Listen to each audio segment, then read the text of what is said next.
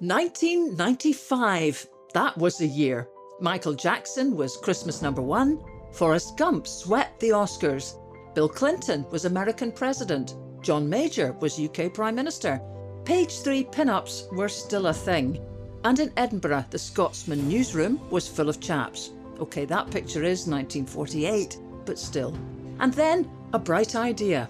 On International Women's Day 1995, the Scotsman became the Scotswoman, edited, produced and mostly written by its female staff. And the masthead changed for the first time in 178 years. Well, to celebrate that 30th anniversary, I took the Scotswoman and its wee tabloid sister, produced a year later, for a blether with actor, comedian and pal Elaine C Smith. I was hired pretty much because the Scotsman was losing women readers hand over fist. Yeah. Like many broadsheets. I mean, now the Scotsman's a wee tabloid, but it was a big old... Well, yeah. So anyway, it was hopeless, actually. There was an editorial board, nice guys, 13 guys and me. Loads of women have been in that position where there's a whole load of guys and one. And, you know, so then they kind of go, and you're supposed to single-handedly change things around. So there's nothing I could suggest that really worked. And then one day I thought, supposing we just did this, where we transformed the whole paper, the guys essentially almost go home and the women take over the paper, because it's not a question of a little thing here, a little thing there. It takes months to develop a different outlook. And what I was trying to say to them was, your outlook is sitting in everything you're doing. So we need a bit of time to get an outlook that's different, do this. I fully expected to, have to be not exactly carried out, but, to get a bit of resistance, let's say. Firing squad. Because, if you went along to the editorial room in the Scotsman in those days, which is housed now where the Scotsman Hotel is. Yeah, beautiful building. Long corridor and pictures of all the previous editors, all men.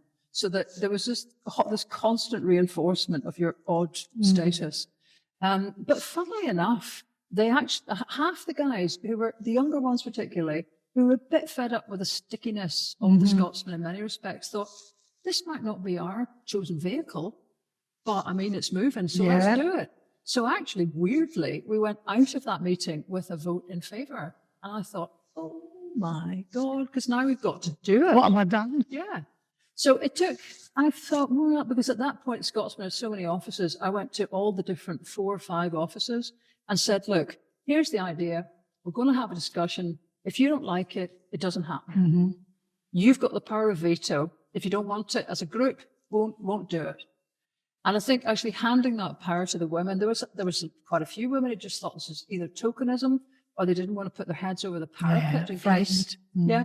I never believed that men sit around in a room going, what will we do to women today? No. I think they just, particularly then, they just didn't see us. Well, they didn't see us because there's some quite logistical reasons here. In a newspaper, the more promoted jobs are 10 o'clock at night. Yes. There's your problem right there. Yeah. So to do this, we had to actually have the women acting up into positions that they'd never been able to even go for, promoted positions, because to be promoted was to stay later in the paper's process, so that the front page only gets decided at 10 o'clock at night. Right. You're not there, are you? You've got the bairns out of school, you're whatever. So that single obstacle, that's where the budget I had for that, which was, I can't even remember, but was nothing, was basically spent 80% on childcare, simply to let women have practice of being the ones that sat up late at night. And like a lot of them had never been in the newsroom after 6 o'clock. So it's as open and shut as that. So it's really, really practical. Yeah. And, I'd like to think things like that had changed, but I sadly don't think, I think in certain professions they have. I don't know whether, certainly not in theatre and television. Those are obstacles why so many actresses, when they have children, can't pick up their career anymore either. So that is the same across the board. And I'm sad to say I don't think a lot of that has changed. What is interesting about this, though, to me, and I suppose I didn't even think about it at the time, what were the choices that you made about putting Tony Blair then on the front page and a story. I mean, it is Blair. It's a setback for women about the 50-50 target for the Scottish Parliament. But that obviously was the story that you wanted to Who present. made that story? Yeah. Because basically every newspaper at that point, and probably still, has a regular interview with what was then the leader of the opposition. Yeah. So, you decide what you're going to talk about. Nobody decided to ask a question about women's representation ever. So on this occasion, it fell to the female Yes. political correspondent to have an interview with Tony Blair. Now, she would normally be under a lot of pressure to just go with what the big, stories of the day Yes. are. Yeah. But we had a long discussion about that and decided we would ask Tony Blair about how, about 50-50 representation for women Yeah. in the Scottish Parliament, which was still lying ahead. This is 1995. Of course, we don't have it yet. Tony Blair and co. Labour didn't get in until 1997. Seven, yeah. But they were building at that point. The whole pressure for a Scottish Parliament was building in Scotland. So the question, we were trying to be ahead of the game by saying that's all very well that if you win, you're going to have a Scottish Parliament. And at that point, it looked pretty obvious they were going to win. But it wasn't obvious that it wouldn't be a parliament full of men. So we chose to essentially create the headline by asking different questions. Yeah. So we end up a Scotswoman after 178 years with a man in the front. And we did go, ugh. But still, it's more what you do. It's the questions you ask of the authority figures in your life. But also at that time, I understand why you would do that, because your POE, your point of entry for the reader, would be that photograph, picking up the newspaper, probably not even noticing at that point in the newsstand that it was the Scotswoman. That would bring the majority of people who were buying the paper at the time to that, but then, a different angle. Yeah. A different angle in the story. So I understand the newspaper heads that you had on in trying to do this, but also how difficult was it? I want to ask you, how difficult was it to get them to answer it? Well, you can see there's a fuller, interview as we go in the paper. But I mean, I think the thing was he hadn't thought about it. So it was a bit difficult because Alison asked, or I can't remember if it was Joy asked several times about that. And, there was a kind of bit of a woolly response. You see, that's the point, because, politicians and everyone are used to the sparring they're used to. And the lobby, which is what, that operates in Westminster, talk to one another. And at that point, I think they were almost totally male. Yeah. So, they know what's coming at them and they've got any answer for anything until you ask this sideways question about women. And then it's like, they haven't actually figured it out yet. But anyway, that started the ball rolling. But interestingly, why did you go for the roads expert course Scotland on? Well, turnover, because that's what we call a turn. So it's turn. A turn, right, okay. Story there. Ah, right. Now, this is a very disappointing picture, because what this should have been was a pavement full of women with lots of bags of shopping, waiting for a bus beside a road with 4 lanes coming up to, Charing Cross in Glasgow, full of men in cars. Car. And the point that was being made by this expert, Carmen Haas-Clau, who's German, was that essentially building new motorways is building space for men. Now I know everyone will go, but I've been on a motorway and I'm a woman. I got here in a motorway. Yeah, me too, yeah. But statistically, women at that point, and still, but the split is far, far more. 70 to 80% of women use public transport, and 70 to 80% of cars are owned by men. So, it's trying to get people to think about it. Go ahead with putting all your public money into building motorways. You're not going to have enough for public transport, which is what women use most of the time. And then they're left sitting around waiting for buses, clogging up the pavements. At that point, they were about 2 inches wide with all the bags of shopping that they've jumped out at lunchtime to do. So she came over from Germany, and I was trying to get her to assess this new, the motorway system in Glasgow, 1995. When she came, she was the second biggest item of expenditure, it would have to be said, putting her up, getting her over. And I kind of worried. When she got here, she said, it'll take me several days to come up with a report on this. And I thought, we ain't got several days. No. Later that day, she phoned, and this is before mobile phones and before the internet, for everyone to just get how old this is. And she said, I don't need 2 days. I've just nearly been killed walking onto the M8. I said, you just can't. But the thing is, for a pedestrian who didn't know, she had just gone down what looked like a pavement and she'd ended up walking onto the M8. Oh. I mean, people will go, well, okay. But the thing is, she said, this place is just for cars. This is Detroit. This is what you've built here is a Scottish Detroit. It's like, you know, pedestrians don't matter. Nothing matters except access by cars. So that was like a really stinging piece. Not very good picture. I was going to say that picture would not take me into that. No, but see, that was half the problem because I personally couldn't be everywhere. So I've tried to explain what I wanted from the photographers who just did the kind of picture they would normally do. So, you know, there you go. You don't But a tree, it's a, I know. it's an uninteresting picture of a woman with idea. That's yeah. really. But I'm interested in you saying what was the reality? We had Claire Short and Gordon Brown there. Well, see, this was a piece, and this happens all the time as well. There was a piece because it was International Women's Day. There was a debate about women in Parliament, and all the men left. I mean, literally every single man, as reported here. I think it's Alison Downs that wrote this, but every single man left, and actually, it was just women MPs left speaking to one another. Now, you know, that could still happen today. Oh, yeah. But I think at that point, there were tiny numbers of Labour MPs, in fact, female MPs. So it was a very, very small debate. So this would just be what they normally a political correspondent would also have got up when the men left. They would have left. There's nothing important left to report. So in a funny kind of way, perhaps we agreed because for us, the story was that they'd all gone. What did they end up debating? There's some of that in there. But, you know, there's a worthiness that can creep in about women's issues as well. So the whole point of this paper was to not do worthy. There's a piece beneath it, which is about fat cat pay. Yeah. And what we were trying to do there was, you know, everybody was saying, you know, that the head of British Gas shouldn't be getting these massive pay rises. But we were trying to say something a bit different because actually voluntary organisations are mostly headed by women. And that's still true. The fat cat side of it is mostly men.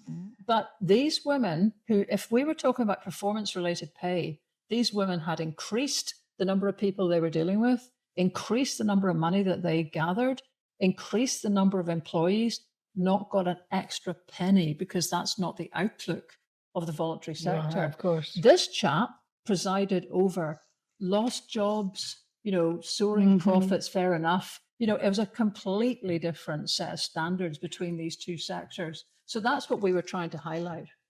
And that would work. That would make it work. I'm interested though, the next day, did it feel different? What was the reaction from the Scotsman editorial team? Did they see it as a success or tokenistic? No, we had the morning meeting as usual. And I'd been up all night because as each time zone woke up thinking, we've got to do something about International Women's Day, they thought, oh, look at this. There's a newspaper changed in Scotland. It's a women's paper.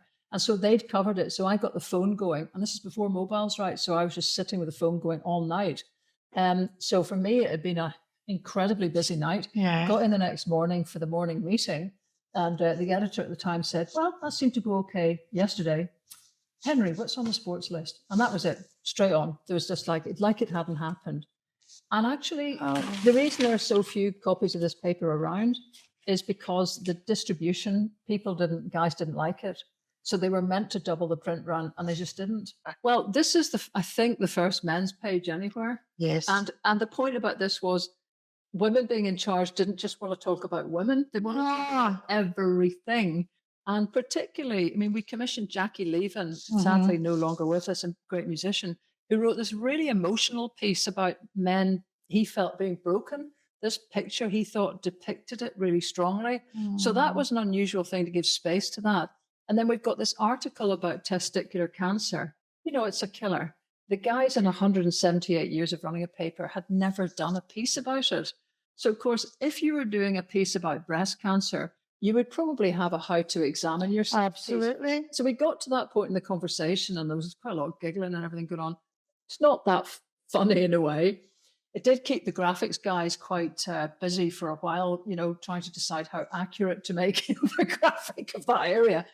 But actually, you know, the guys on the paper later all said that they thought that was really strong, that there was so much care taken almost to give a sort of just to worry about men's health. But the thing is, if men worry about their own health, then we don't have to. Yes. And actually, at the time, if you're even looking for sponsorship for anything, it would have to be sponsors who are aiming at women, because women took care of men's health. Men didn't buy anything for themselves. It's true. And would say you have to go to the doctor. I'll make an appointment for the doctor to get. I think there's still quite a lot of that around.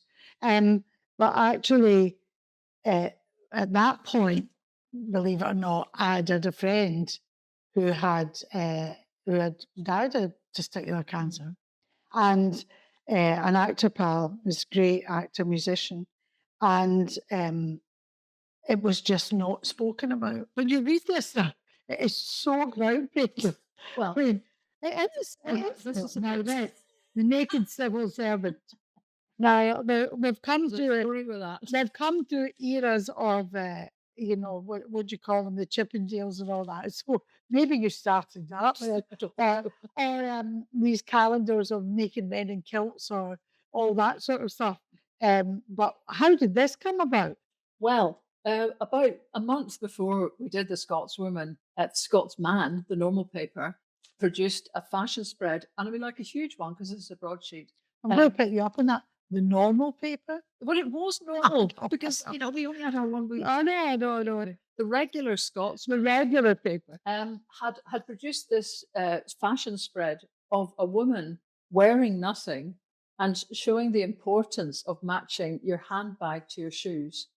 Right, just managing to cover the bits, like that.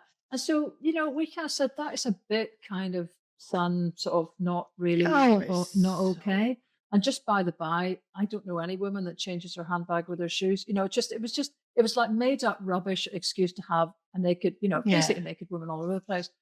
And of course, then the riposte was what it always was. Where's your sense of humor?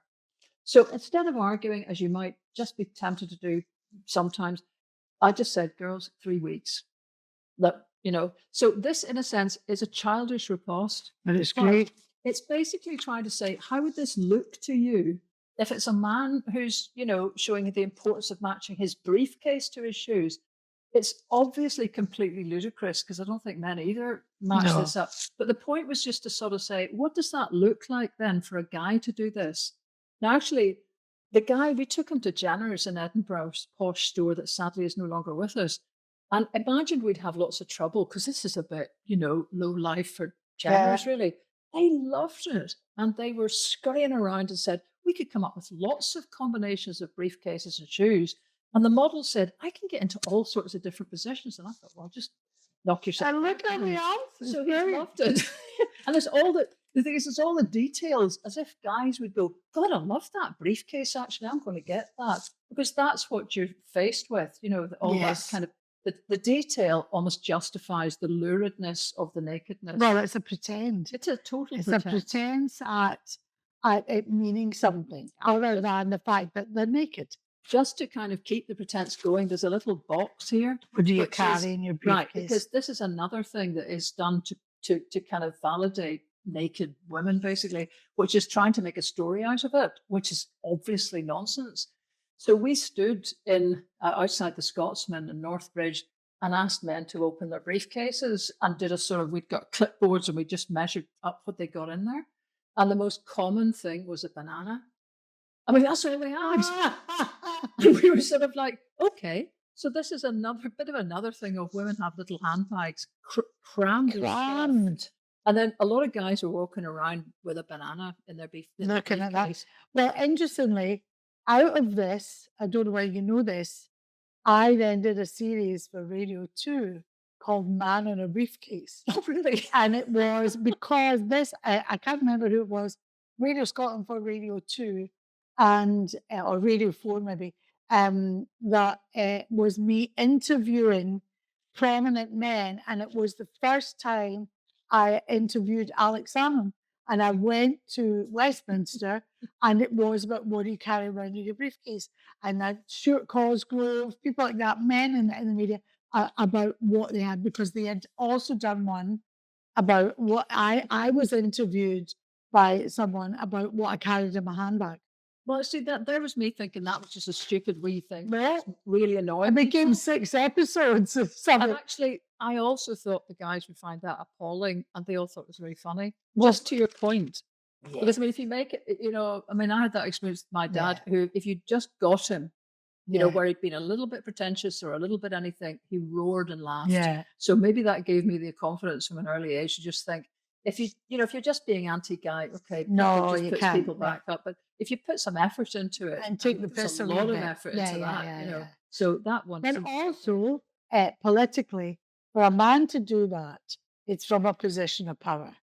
For a woman to be naked, and I mean, I have to tell you, the radio series, even though it was radio, I wasn't naked. So, or none of my participants were either. But when I look at that photograph, I understand why the model would go, "Oh yeah, no bother, I'll do that, I'll do that," because they're completely at home in their own skin. They have a power in it to go, I will do this, or I can't. Whereas generally, women who are models didn't have that power, didn't have, they may be getting paid and it may be their job, but you're not, women, if women looking at that would not see that that was a powerful woman in that position doing that. Yeah, yeah. So I can understand why men would find that amusing. The only thing to say about this is the foreign news. Yeah. And we'd all agreed that foreign news really is about who kills, who scares, who owns. And Yeah. women don't. So that day, there were no pictures of women in the whole wire service. So, like, just no women were making news anywhere in the world, except that Miss Universe, Miss happened Universe. to be Miss Indian. And so she met Mother Teresa, and lo, there was a picture. Now, we had a long conversation as to whether we really wanted Miss India. I mean, again, this is ludicrous that a bunch of, feminist or whatever you want, progressive women are actually, pushing that. And yet it was the only picture that there was. Wow. Yeah. So that actually became quite a thing for me, because then it's a question of really, you've got to think very hard about how you turn foreign news around, because the normal way it works, it just isn't going to be stories about women. Oh, this is good as well. This is your piece, of course, a young, very young Lesley Riddoch. Yeah. But confrontation is not the way we like our politics. Well, this was trying to do. This is the opinion pages. Yeah. And I mean, we're thinking again about the fact that women are stopping reading broadsheets. One of the things I thought was women at that point were reading Cosmopolitan, all sorts of magazines, and the format in magazines was question and answer. It's Q&A, so that it breaks it up and it makes it's like a conversation. You're reading a conversation. Yes. So that I just thought, well, why don't we try that for a change? And got this group of women politicians together, some of whom will be recognised to Scots, and just got them to basically talk. So essentially, I was just recording their conversation. Now, you've no idea how much objection there was to that, because the opinion pages are sacred to a paper. And so I was messing with, this was like, is this for children? Is this a comic? Are you saying so women are so stupid they can't actually read a whole opinion column? I said, well, they just don't, do they? I mean, let's face it, this is where you're really having women peel off. So why don't we just try it? Try it. Yeah. This was a piece about smoking. There was basically a report saying that young women were now smoking more than men. So, normally that would have been probably male expert being brought in to explain why. So I said, well, let's just get a 16-year-old girl to do it. Jeez, that was like, again, you can't get. And she couldn't write the normal, slots here. That column would normally go way, way down. She ran out of steam at about 600 words. But so what? You can move the template. Of course you can. So that was different as well. You see, these are all small. It's really interesting to look at and see what you had to do, in order to make it work, and in order to change things. There were the kitchen cabinet at the top there as well. Yeah, I think possibly that is one we came up with. I can't even remember what the cartoon is very good. That cartoon, high-rise rescue misses have come to take you kids for the with small things like that was getting the cartoons changed. But I mean, these are all so subtle. But miss it. that across for anybody looking at that. Any woman across the world, whatever country you're in, will recognise that, an actual rescue team coming to give you a bit of a break with your kids. I think that goes right to the heart of it there as well. This is a year later. And so it must not have been a disaster that they said. It's the first one, the big Scotswoman, that sold out in half an hour flat, aided by the guys not doubling the print run. Yes. And you'd have to say people are buying the paper for the title because they don't know what's in it. Yeah. So you can't say that that's a huge vote of confidence in the contents.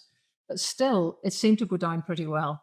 The next year, they didn't want to kind of do the whole thing again, partly because having a Scotswoman for a day implied that men were in charge the rest of the time. So actually, this was the kind of compromise, was to have this as a kind of tabloid pullout. The front page again might look like an odd choice, but this was a lecturer, Margaret Bennett, who actually was given a room in Edinburgh University at the very top of ancient stairs. She's got polio and she could hardly get up the stairs. So going to the loo was quite an issue for her. They gave her a chamber pot.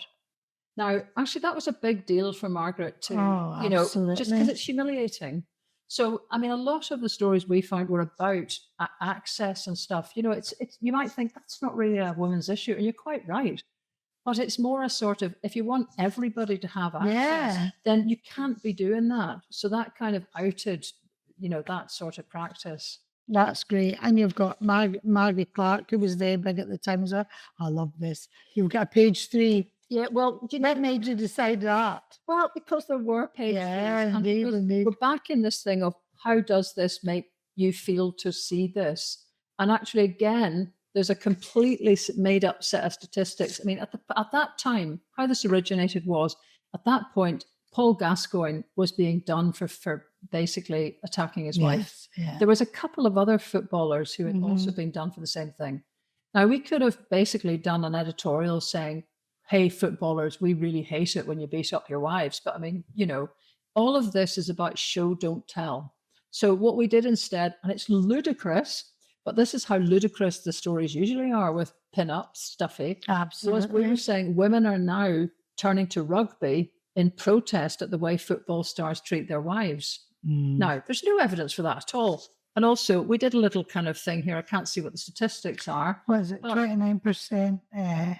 Anyway, the point is, it doesn't matter what they are, Elaine. I made them up. Now, there'd be people who were incensed at that, saying, you spent money on a poll. And I said, no, because nobody does. Every time you see this and you see 20% of women say, and then it's an excuse to have a picture of a woman with no clothes on, it's made up. That's real. But that's so depressing as well, and the big story, apart from bringing there, is the carve up in councils at that point. When you look, not one top council job goes to a woman. Women underrepresented in senior posts. Only 14% of committee chairs go to women. Women bear the brunt of local government job cuts.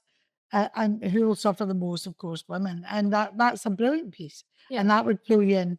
So it was kind of like, I mean, I'll quite get that a lot of women, especially now, people just say, that's exploitative rubbish. And why did you put it in? Okay, fair enough.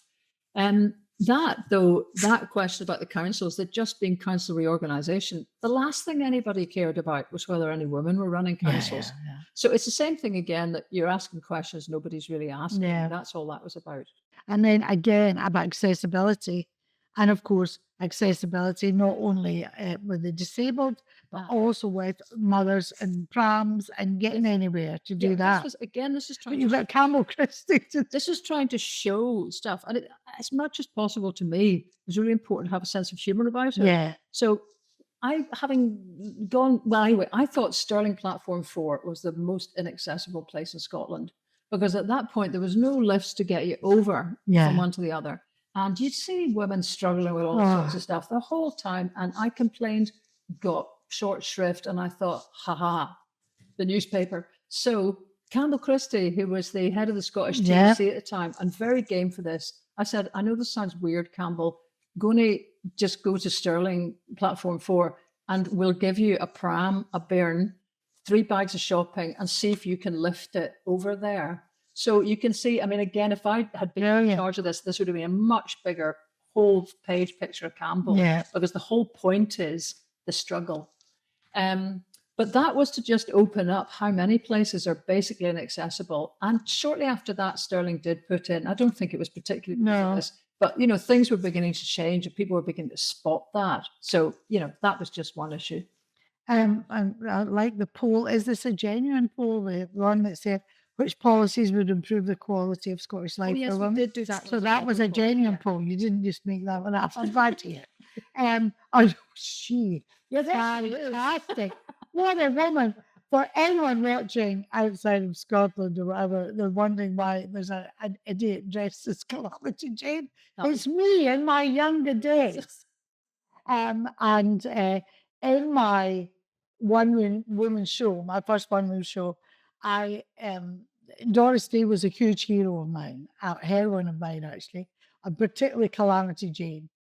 But also the most important thing for me was that when I was doing the show, I'd done it with later on I did it with Shirley Valentine as well. I did the whole first night for Women's Aid, and we did collections through all my show for Women's Aid.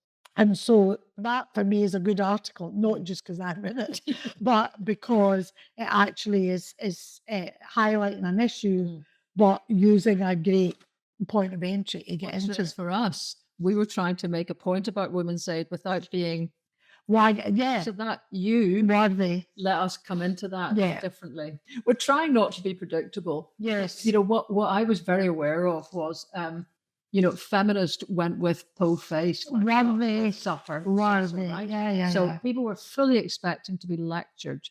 Yeah. So the one thing we weren't going to do was that, except, you know, with very few exceptions. I think the next page, for example, Yeah. this was very early. This is before, you know, 1995. This is before Wow.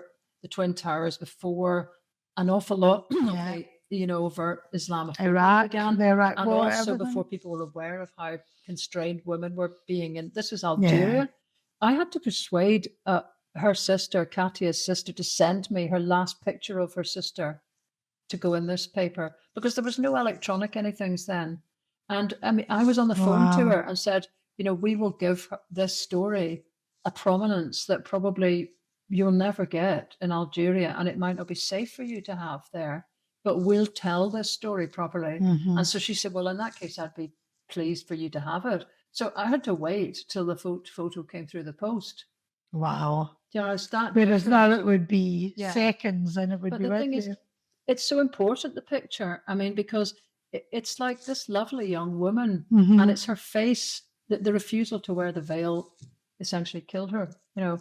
And then we've got a thing here with, you know, more in depth, the beginnings of how that was Yeah. beginning to affect lots of countries. Well, what I like about this is there's loads of pictures of women. This was basically, you know, this could easily have been an SNP MSP, Yeah. but she actually had a choice of whether she was going to become a candidate or care for her mother. Yeah. And so this was a different way into women get stopped from doing things through caring. Yeah. So again, it's a recognizable sort of face there. This one, again, this is about harassment in the Commons. It took one woman to voice up about it. And then when we asked around, it seemed that actually there'd been quite a number of women who'd complained about the same thing, but nobody would put it together because nobody would just think that's normal. And sadly, still going on, but called out on it more. Like this, the new metal, that's when you never saw anywhere men being given a makeover. That's precisely it. I mean, because it's always women having makeovers, as if the implication is that you're never good enough. Yes. And actually, to be really blunt, guys, it's you that are usually a bit of a mess. So we invited 3 of the guys and the staff to have a makeover. I can't remember which shop did it again. Yeah. They loved it. I mean, you can see even from the pictures there, they were so chuffed with themselves and actually, you know, adopted this gear for quite a while. And they would. This, I love that with Donald Dewar. This is fantastic. well, there was a lot of Donald Dewar's wife left him for a guy high that many of us profile. thought was anyway. So there was a lot of chat around that basically, you know, Donald should get out a bit more because he wasn't going out. He was very reclusive. Yeah. Very reclusive. So, I mean, in the conversations that we had, we just thought, leave him alone. This badgering to be a couple and everything.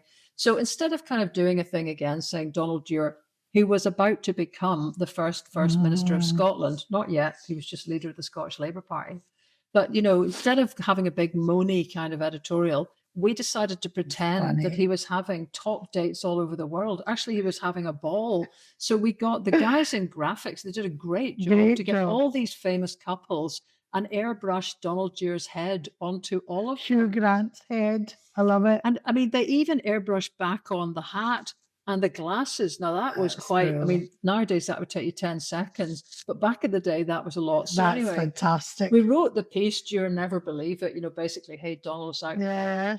And I thought, I wonder if we should actually just see what he thinks of this, when we got it all done up, because it's all very well for us to have one day when we do this paper, but the guys are going to have to go back to him, the serious political correspondence the next day. And if he doesn't like it, we've created a problem for the whole of the Scotsman. So, how was the reaction? So I faxed this page off to Donald Dewar's office.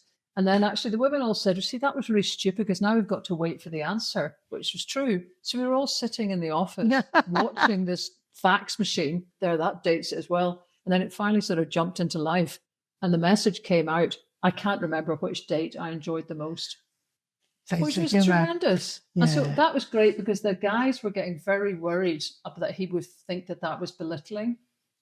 Not at all. There you are. It was humanizing. Exactly. But he thought it was hilarious.